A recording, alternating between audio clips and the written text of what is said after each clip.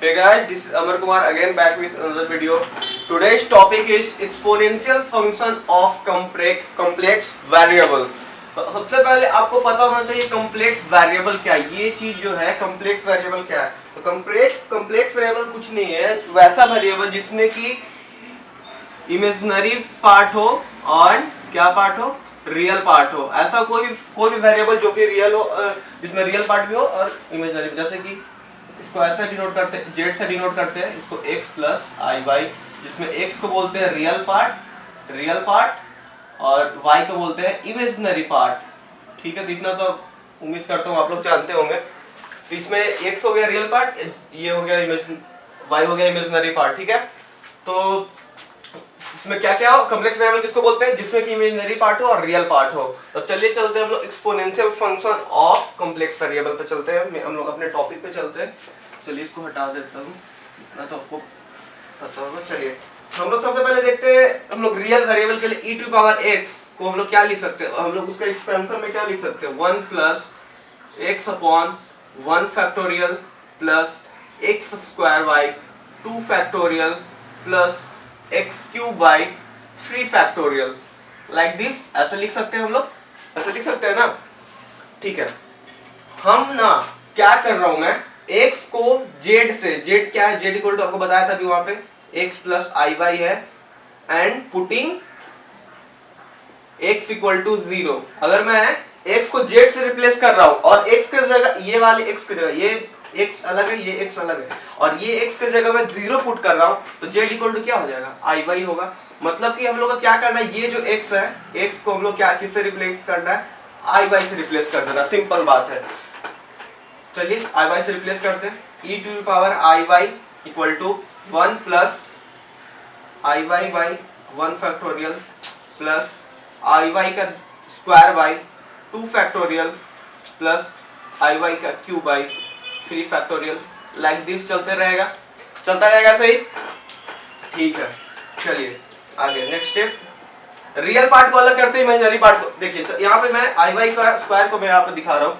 आई Y का square क्या होगा बताइए. तो आई Y into i Y, I into आई होता है -1, वाई क्या हो गया माइनस वाई स्क्वायर. ये तो रियल पार्ट हो गया ना, ये तो रियल नंबर हो गया. जैसे कि देखिए आपको एग्जांपल बता रहा हूँ, माइनस 2y इंटू -2y. ठीक है, -2y into -2y into 2y, आई वाई का स्क्वायर मतलब 2y इंटू 2y, 2 इंटू 2 4 और i इंटू y क्या होता है -1, तो -4 तो रियल नंबर है ना. तो मतलब आई वाई का स्क्वायर रियल नंबर होगा, क्योंकि यहाँ पे मैं देख रहा हूँ 2y का स्क्वायर -4 जो कि रियल नंबर है. तो सिमिलरली मैं रियल पार्ट को अलग कर रहा हूँ और इमेजिनरी पार्ट को अलग कर रहा हूँ. ठीक है, तो रियल पार्ट को अलग कीजिए.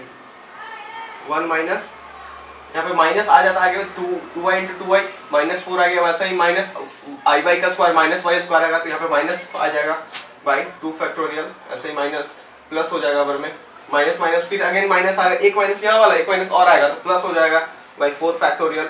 लाइक दिस चलते रहेगा. और इमेजिनरी पार्ट को अलग करते हैं, उसमें से आई को कॉमन ले रहा हूँ मैं, आई को कॉमन ले रहा हूँ. आई को यहाँ पे क्या हो जाएगा, वाई 1 फैक्टोरियल का वैल्यू तो 1 होता है, minus y cube by 3 factorial plus y 5 by 5 factorial. Like this ऐसा ही चलते रहेगा.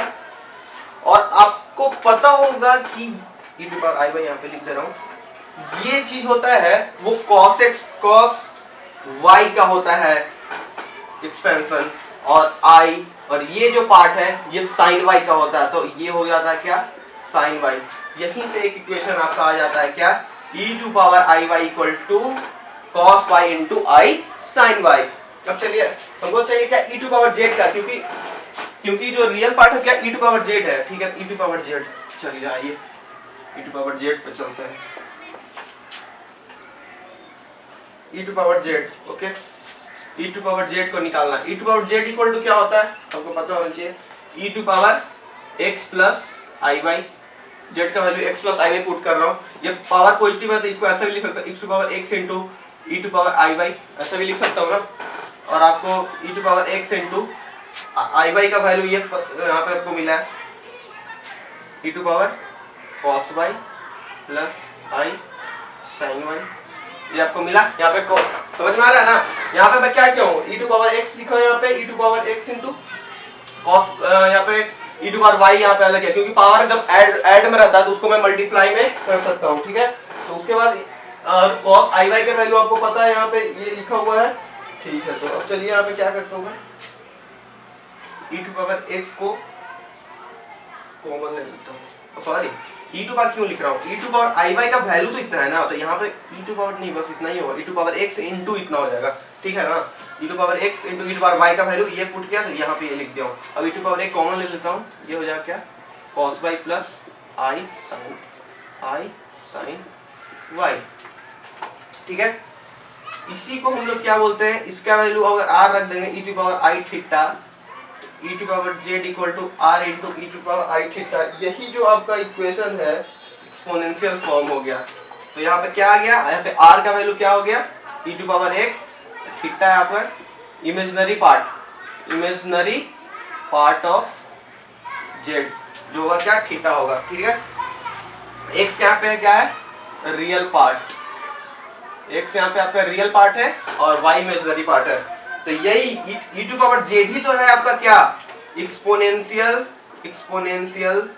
फंक्शन ऑफ कॉम्प्लेक्स वेरिएबल, यही तो है, ई टू पावर जेड ही तो है ना आपका एक्सपोनेंशियल पार्ट है। इसको क्या हो गया, r into E to power I theta, यही जो आपका इक्वेशन है, इसी को बोलते हैं exponential function of complex variable, जहां पे आर क्या है, ई टू पावर एक्स क्या है, real part, e to power I theta में थीटा क्या, इमेजिनरी पार्ट है। चलिए आज के लिए इतना ही, थैंक यू वेरी मच। अच्छा लगे तो अप्रिशिएट जरूर करें, थैंक